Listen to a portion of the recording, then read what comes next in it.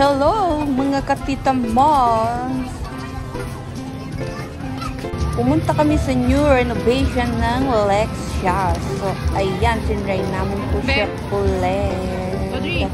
May cafe na din po siya, yung batang makulit or with dress na color. Dito kami sa Lexia.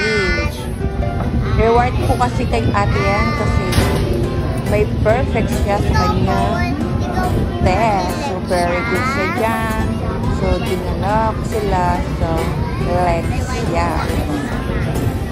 So, abangan nyo po yung mukbang ng batang makulit po dyan. Wait po kayo sa kanyang mukbang. Ay guys, reward sa akin yung mama kasi sana panoorin dalawang niyo perfect po. ko sa test. Thank you.